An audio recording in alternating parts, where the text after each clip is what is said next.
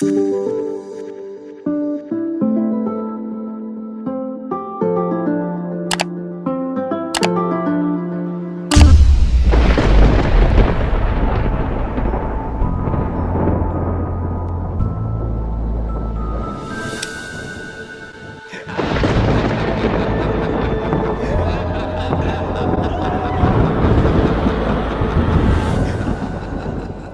back to Restoring Sean and the second tutorial of the 2024 Halloween season. So far in these special presentations, we have decorated the estate for Halloween. We made some vintage themed Halloween lanterns out of glass bowls, plaster, and a whole lot of patience. And this week, I'm going to show you a step-by-step tutorial on how to build the kitchen's Bayou Apothecary potions display in the bay window. If you're new to the channel, I post a new video every Wednesday morning where I'm typically showcasing the work that's gone into one of my houses, but this month I am pulling a Nancy Downs and floating right on through October with nothing but my mission. Let's get started. Last year when I decorated this house, I was really just putting things where I felt like they could go and leaving it at that. The front room was kind of witchy and magical. The parlor was something until I decided that it was going to be vintage Halloween, and then that was the direction that it went. But the kitchen was generally just a catch-all for a lot of creepy cloth and then these silver mercury pumpkins that I have from Pottery Barn. This year, because I am hosting a big Halloween party, but more importantly because I'm showcasing my house to all of you, I needed to come up with a theme. The spice rack that you see behind me was something that I designed and my dad built for me this spring. Seeing the spices out really kind of directed me along the path to making this a potion shop or an apothecary. With a little bit of research, I looked into what it would take to make the back window on the house, which is a bay window, into an apothecary display. That meant magic cauldrons, mist, lights, all the things that would make it seem magical.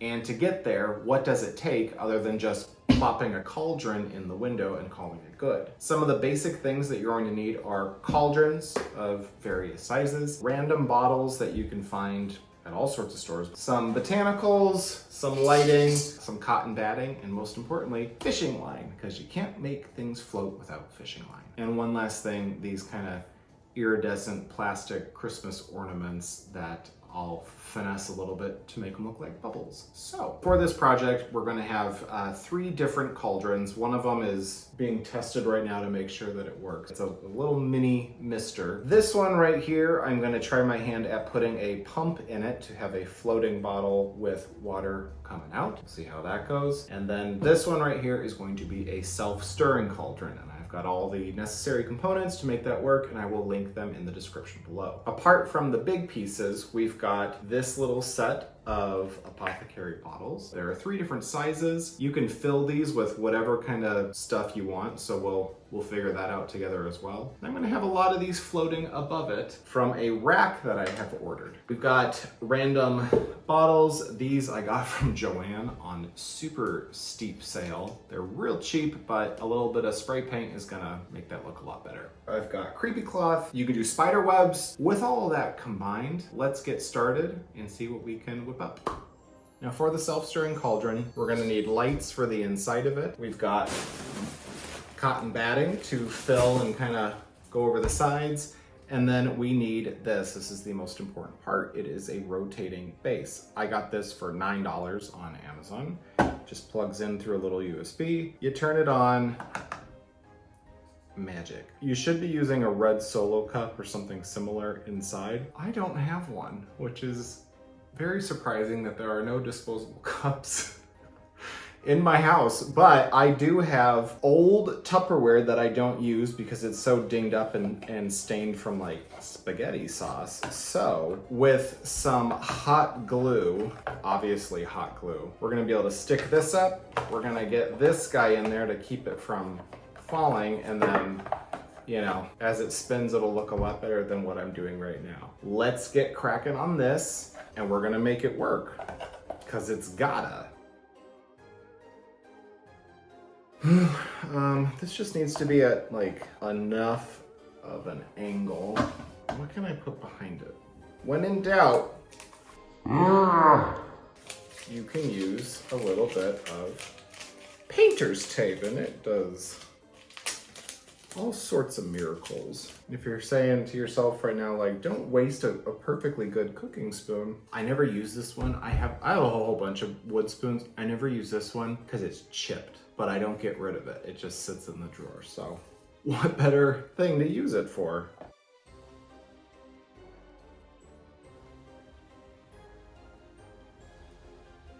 It's magic. I think I need to put it up on some sort of a base though, because it's a little bit low. And I think that'll be a good thing. Oh, sugar. And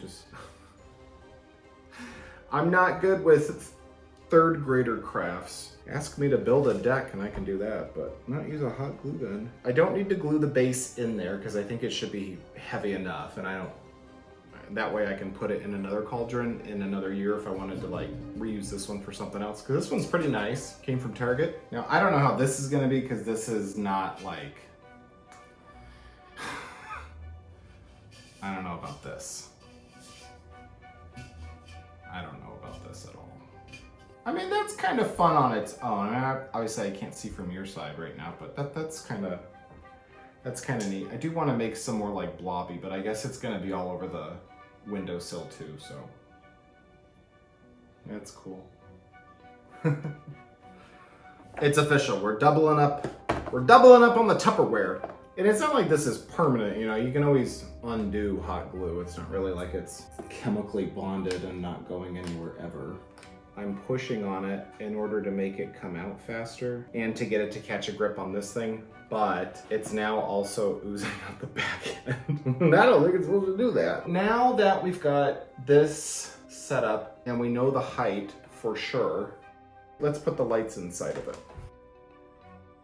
Don't judge my crazy backyard. So this is the bay window so that we can fit more stuff in. I have already taken the screens out from the windows because you take them out in winter anyway. We've just finished doing the one cauldron, but I'm gonna pop the other one in here and a couple other things just so that I can get the lights taped down and the batting on top of the lights, and then that process can keep moving as well.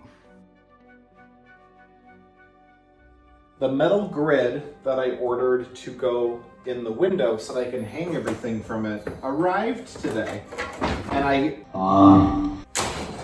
kind of panicked at first because I thought, this is incredibly heavy. The plan was that I was gonna hang it with 3M hooks up in the ceiling. However, it looks like, well, it doesn't look like, it is. They actually sent me 4 grids instead of 1, which I only paid for 1. So that's a happy accident. Here is the grid. Let's see how this is gonna be. Well, it's not quite wide enough. That's okay. So we're just gonna have to do a little bit of adjusting. I've got an angle grinder from my dad that I'm gonna use to get this down to size. So let's figure it out.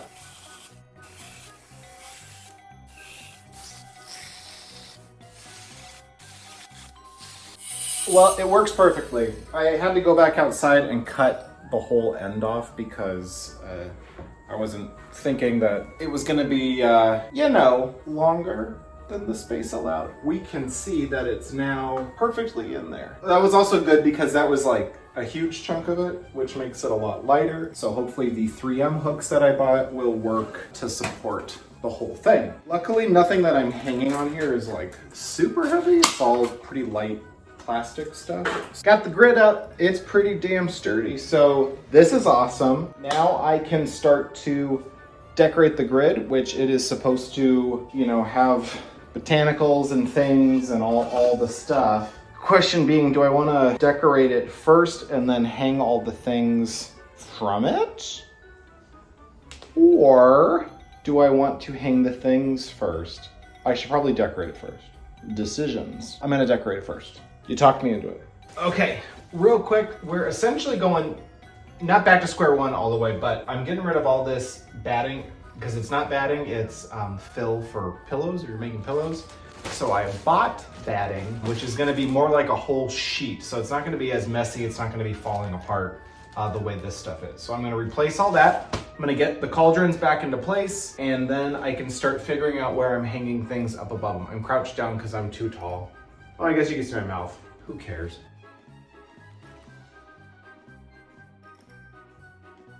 We're outside in the garage right now. A helpful cheat I like to do, these little spray bottle caps. It's pretty handy if you just take a piece of cardboard and like pop a hole into it, because then you can spray paint all around it with no issue. So we're gonna do that now. We don't have to go crazy because it's technically already gold.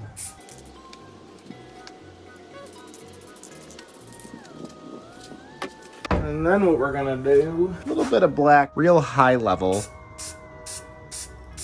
to kind of tarnish them up a little bit. Not a lot. A little bit goes a long way. And here I am using shipping tape to make kind of a bowl shape for inside the cauldron so that I can attach those ornaments and then some of that cotton batting so that it has something to sit on while it's spinning. And then I'm hanging some ornaments so they look like bubbles coming off, and wrapping some twine around botanicals to look like it's getting ready to be used for a potion. We're gonna work on filling some of these containers, and a lot of it, like this whole, let's talk about this kit. Okay, so this little kit I got on Amazon. It came with 3 different sizes of blank bottles, and then it came with stickers for all of them. So they all have little, little themed things. There were 2 stickers of each style, so I don't know how many bottles there are. There's a lot of bottles here. Something that was neat was that each sticker, I don't know if it's all of them, I haven't gone through yet in total, but most of them have a themed medallion to get tied onto the neck. So like this one, which is like trimmed spider hair, comes with this little metal spider medallion. And there's all sorts of them, for the rat, there's a rat, there's for this witch's brew concentrated extract, there's a little witch doing a thing. They're really fun. This whole kit was like $13, which to me is a steal. It came with this little stand that you can put them in, and they had themed, there's advertisements in it. So it's just really neat. A lot of these I'm gonna be hanging above that, like they're floating above it. And it came with things for you to finish your stuff off with. So like food coloring and this kind of Bondo stuff for you to, fully get your cork stuck in there. I'm not a big fan of putting liquid in things, especially things that are supposed to, I'm gonna keep this for a long time, and I don't want to have liquid that will possibly evaporate or break. If one of these breaks and there's food colored water inside, it's gonna make a mess, it's gonna ruin things, it's gonna ruin all the stickers that they're bottled with. We're not gonna be doing liquids inside of these. Instead, we're gonna be using a lot of actual seasonings, because why not? It came with a little funnel to make that easier. I'm going to drip some paint into some of these and use paint instead of liquid, because I can leave the cap off and let that dry. This bone dust is gonna be sand. I don't know what the hell I'm putting in these yet. I will figure something out. Let's get started on filling these things up so that can get crossed off the list. I want to say that filling all of these took maybe an hour and a half, because each one that I would fill, I would then hot glue the cork into place on it. In the end, there were 30 bottles to fill, 10 of each size. So a lot of bottles. I can confirm that each and every single bottle has a medallion. This one has olive oil in it. It has taken me 2 hours to tie all these on because I have humongous hands, and it is like the tiniest little thread. I think that's enough for today. I think I need to stop. Otherwise I'm gonna get bitchy. So before we get to final looks, it's time to put it all together. So hanging up the little wood rack for the little potions, hanging all the potions, each by fishing line from the grid up at the ceiling, and then putting in the decorative objects. So there's the little mister, little witch recipe, that little crystal thing I got from, I think, Michael's, adding in some of my bottles, rearranging as I'm doing it because, it's never right the first time. My little apothecary sign, and then adding in, the little bubble ornaments.